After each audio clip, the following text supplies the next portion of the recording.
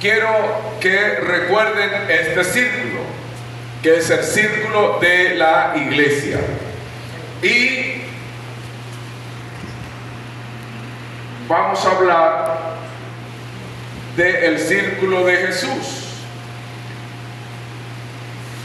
Jesús. ¿Quiénes componían el primer círculo de Jesús? Pedro, Juan y Jacobo. Pedro,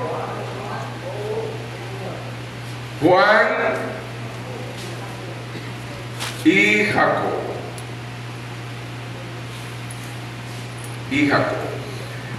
Este es el primer círculo del Señor. Luego venían los apóstoles. Luego tenemos otro círculo que son sus discípulos, sus discípulos. Estos tres círculos que tenemos aquí es la manera como Jesús quiere que nosotros también, porque Él es nuestro maestro. Yeshua es un rabino judío. Algunos pierden la perspectiva, pero para entender a Jesús hay que contextualizarlo. No podemos sacar a Jesús de contexto. Y Jesús vino a predicarle al pueblo de Israel. Y su ministerio fue para el pueblo de Israel, no para los gentiles, para el pueblo de Israel. Y dedicó todo su ministerio al pueblo de Israel. Sanó pocos gentiles, y eso porque tenían una fe extraordinaria. Pero cuando comisionó a sus discípulos, le dijo que en casa de gentil no entre. Ni de samaritano, porque los samaritanos en ese momento eran considerados gentiles. Entonces, tenemos que entender el contexto donde se desarrolla el ministerio del Señor. Amén. Ok. Entonces, Jesús en su primer círculo de intimidad tuvo a Pedro, Jacobo y a Juan. El propósito era que estas tres personas, que luego llegaron a tener cargos importantes y de liderazgo y dirección dentro de la iglesia, tuvieran un conocimiento más íntimo de la persona de Jesús, porque ellos iban a transmitirlo. Todo rabino judío de ese momento tenía una keilá, una congregación, una iglesia, un grupo de personas, una escuela, y a esas personas le enseñaba su doctrina, les impartía el conocimiento. Jesús también, él tenía un grupo de personas. Entonces, este primer grupo era el más íntimo. ¿Okay?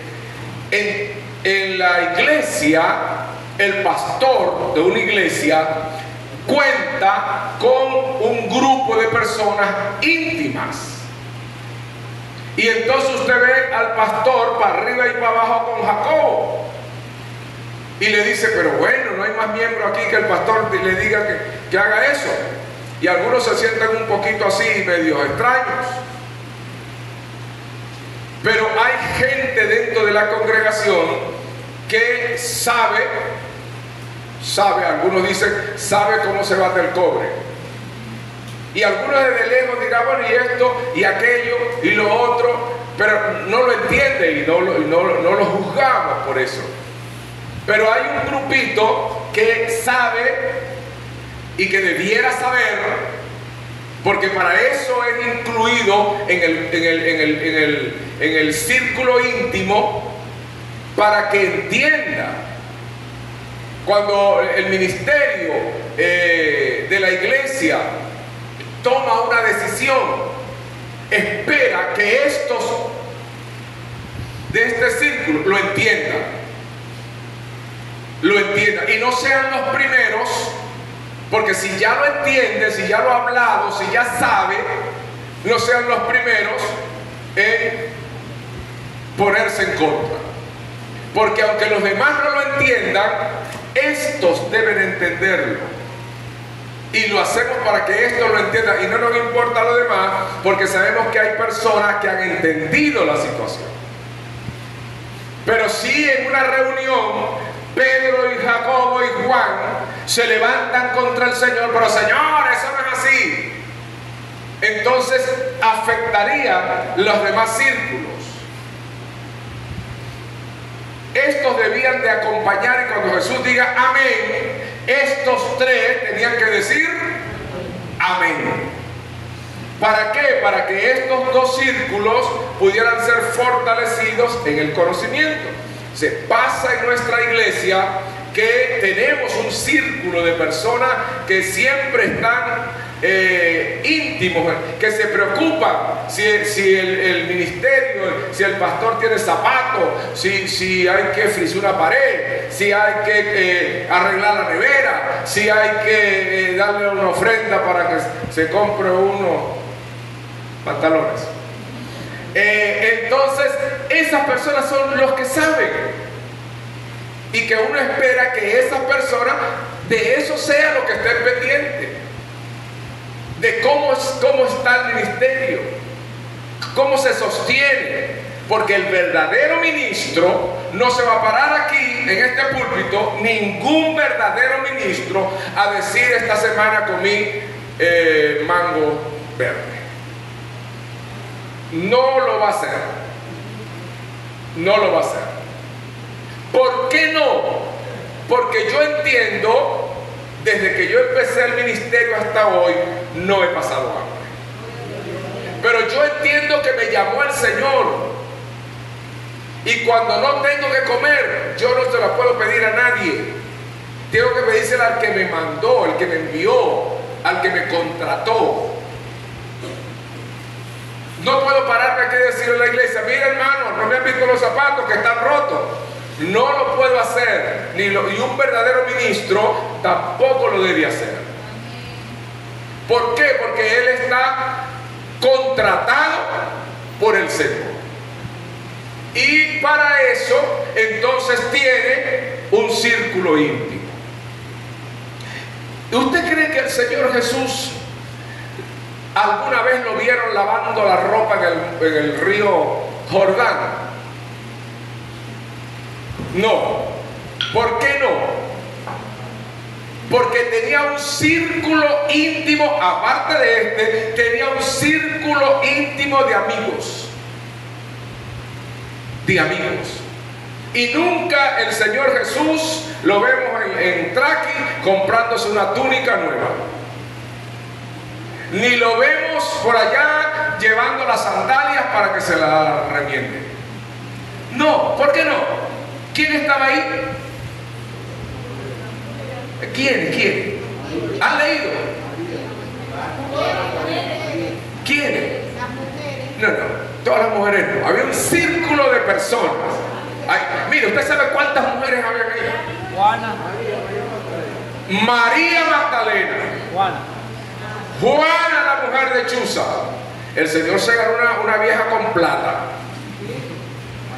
porque era esposa, creo, de un superintendente del gobierno. Era como la esposa del alcalde. Y tenía personas. La familia de Lázaro. La familia de Lázaro tenía plata, hermano. María y Marta y Lázaro. Y cuando el Señor pasaba por un lugar y tenía hambre, ¿a qué restaurante fue? ¿A dónde iba? A la casa de Lázaro. ¿Dónde dormía el Señor? En algunas ocasiones, ahí en las casas de los íntimos. Entonces, esa es la manera como el ministerio del Señor se manejó. No, que es eso de hablar de plata, que la iglesia no tiene que estar hablando de dinero. Hermano, Si hay un tesorero, es porque hay plata. ¿Por qué cree usted que administraba Judas? ¿Quién nombró a Judas? El Señor. ¿Quién era Judas? Tesorero. Un tesorero. ¿Y qué tenía? Tesoro. Tesoro. Entonces el ministerio del Señor Jesús, a veces el Señor mandaba a Judas y le decía, cómprate unos 12 panes y unos kilos de queso para hacernos aquí unos sándwiches. Y cuando el Señor le dijo, haz lo que tienes que hacer en la última cena, lo que tienes que hacer hazlo pronto, los discípulos pensaron que le estaba diciendo, vaya y cómprese algo para cenar aquí. Porque había un tesorero. Había un tesorero. Yo no sé qué se hizo ese tesoro, porque el tipo se ahorcó.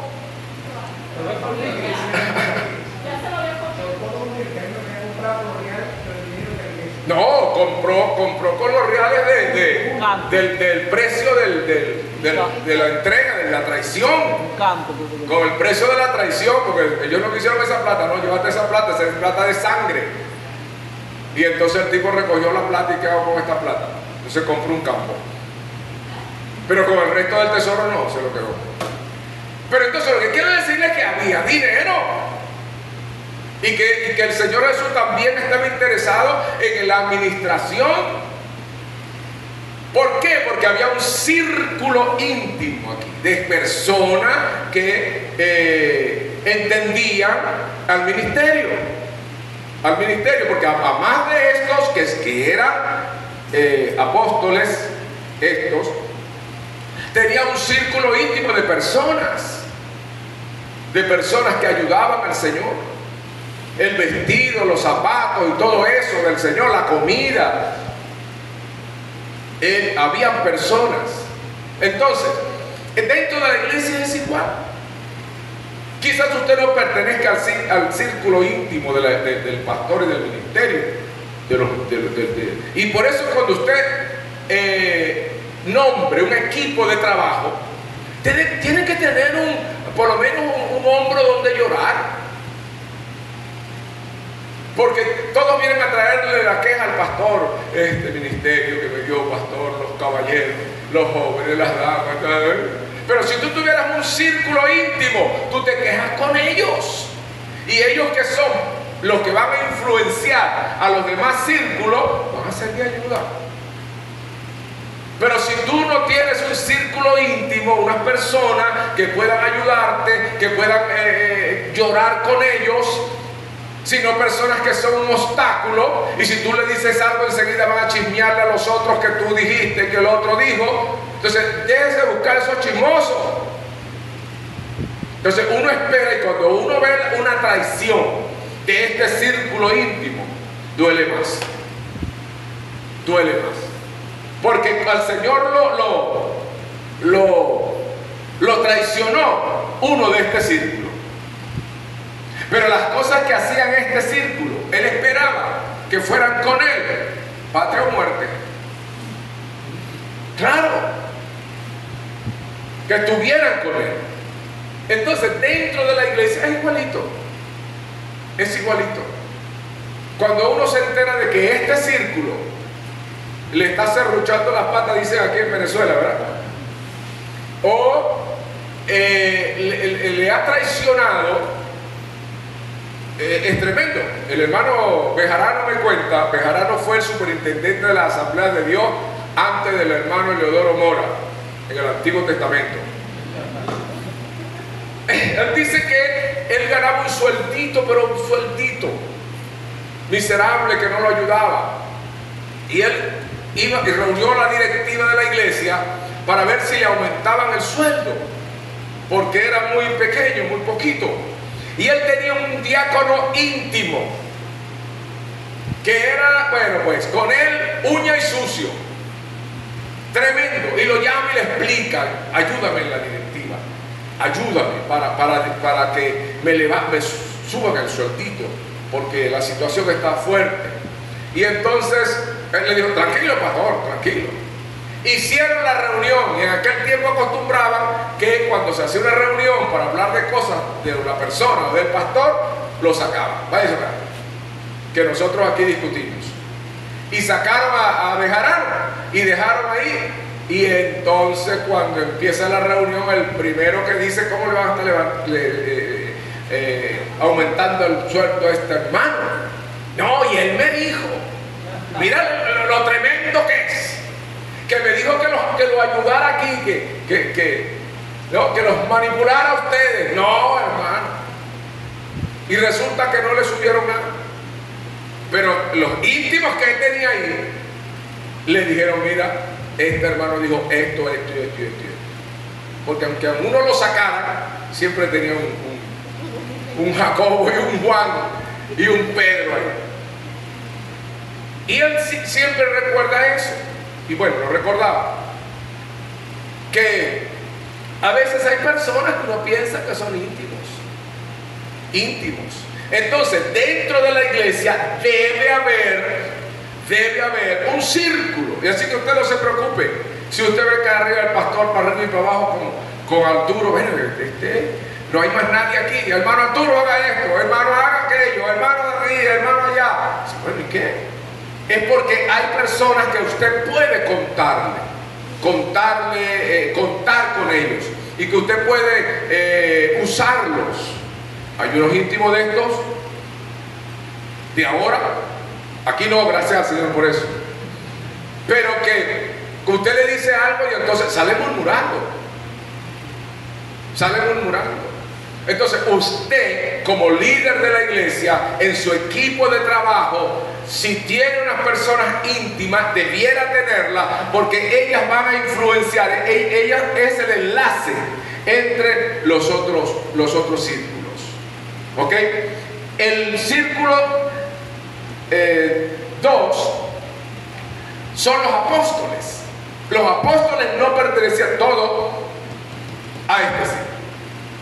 Los apóstoles recibían instrucciones, pero no pertenecían al círculo íntimo, que conocían algunas cosas del Señor, sobre todo la doctrina, pero el funcionamiento del ministerio, el funcionamiento de la obra, no lo conocían. ¿Por qué? Porque este círculo era para que fuesen informados. Luego tenemos los discípulos. ¿Cuántos discípulos tuvo el Señor? ¿Cuántos?